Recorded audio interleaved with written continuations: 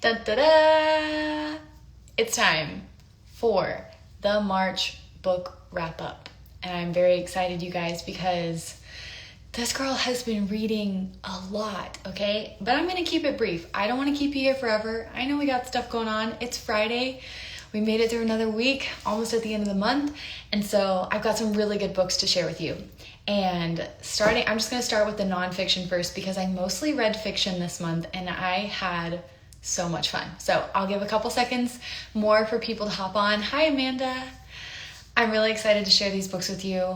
Well, especially this first one, because I felt like it was exactly what I needed this month. It was kind of just like a gentle, but also in your face truth about who we are, what we're called to be, and how that all fleshes out. So the book is called You Are the Girl for the Job by Jess Connolly. Wow. I can't recommend this book enough. It really just, I don't know, it just kind of really spoke to where I am in my life right now. It talks about a lot, but basically the whole gist of it is daring to believe the God who calls you. Trusting that you are the one who's equipped to do the things that you're called to do. And you guys have heard me say this all the time. I really think that our passions serve as a roadmap for the life that's going to fulfill us the most, but also glorify God in a unique way that only you can. So this book is phenomenal. If you are someone who's just kind of figuring all of that out. I mean, we're all in process and we're all figuring out how purpose actually fleshes out. But I think for me, something that really stuck out in this book was like giving up the race of trying to be the best, like trying to be the prettiest, trying to be the smartest, trying to be the most impactful. It's just like not our place to win. Like we're not here to win some sort of competition. Like there's no point in even trying because we're just here to point to people to Jesus. So even right now with my skin crazy, I almost put on makeup before this. I mean, obviously I have a filter on right now, but I was just thinking, I'm just going to show up the way I am because I'm not trying to be the one with the best skin. That's just not where I'm at right now. And so anyway, it's just really freeing in those sorts of ways, just like really empowering you to turn inward and reflect, but also to take action, like find vision, take action. So totally recommend. 10 out of 10, okay? You are the girl for the job. Next up, I'll try to keep this brief because I'm in the middle of a series, and if you saw last month's wrap up, you know what it is, but I have been having so much fun reading Harry Potter for the first time. So last month, I read the first one, which is The Sorcerer's Stone, and then this month, I read a lot, okay? I read The Chamber of Secrets, and then I read Prisoner of Azkaban. I read This Monster, The Goblet of Fire, which, is anyone else shocked that by the time you get to the fourth book, it's like triple the size? But I also couldn't put it down. So I flew through all of those, and I've been watching the movies after each one. And so now I am on Order of the Phoenix. I'm 2 chapters in. So I just started this one yesterday, and I have been having so much fun. It's been the best,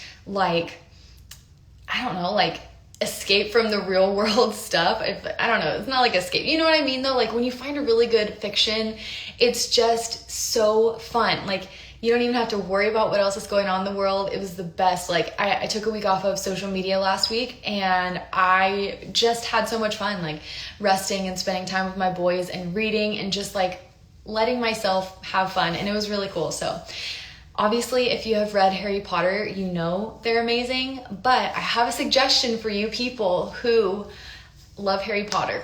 I found this podcast, actually a friend recommended it to me. It's called Harry Potter and the Sacred Text. Wow, I am so obsessed. I keep listening to it. I'll listen to 5 episodes in a day. It's so good. And they're short. They're 30-ish minutes.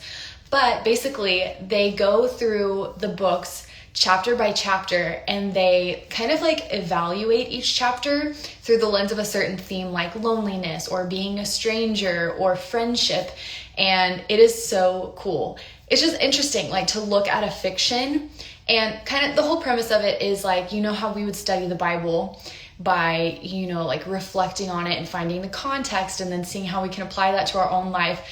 that's kind of what they do with Harry Potter. So it's kind of cool. Like, they use those theological reflection techniques to be able to really dive into the text and basically come up with some life lessons that we can learn from the characters. So if you're a Harry Potter fan, I highly recommend the podcast Harry Potter and the Sacred Text. It's so fun. And Jenna, yes, I think you should make time for fiction, because the reason that I started reading, if you guys haven't been following along on this whole hashtag Hannah reads more fiction in 2021, is because I love personal development and learning and all those kinds of things. But last year I got so maxed out on information that I felt like I couldn't even apply everything that I was learning, and I just, got maxed out, got burnt out on it.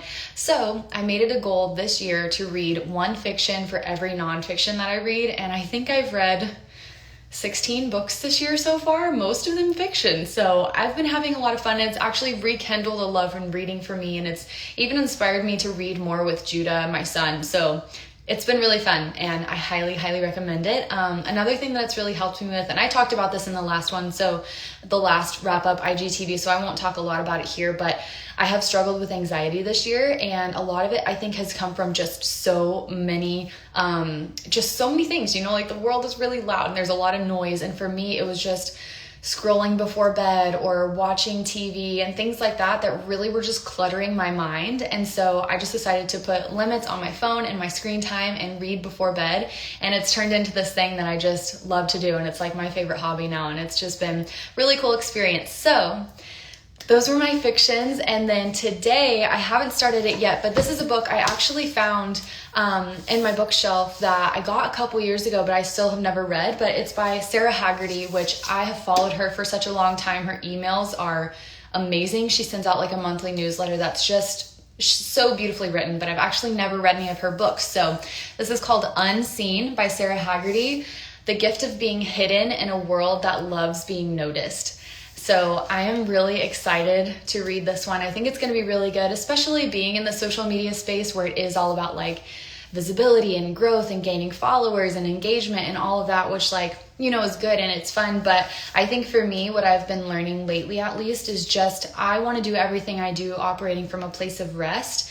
And I don't want to be so focused on what people think of me or how many likes my pictures get. I just don't want that stuff to clog up my mind and my interactions with other people, and like the way that I show up here. It's not about me. I don't want it to be about me. So I'm really excited to start reading this one, and then I will give you the full review in next month's book wrap up. So as I am ending this, I just want to invite you, if you are not on Goodreads, it's just an app which I have found to be totally life-changing. You can make a list of books that you want to read, and then you can mark them off when you're done, and it kind of keeps track. Like, you can set a challenge for yourself, like I want to read 10 books this year or 30 books or whatever it might be, and you can kind of see your progress. It's really fun, and you can add friends and see what they're reading and get recommendations and follow along and see what other people are liking. So if you want, you can come find me on Goodreads. I'm just Hannah Hughes. You'll see my picture.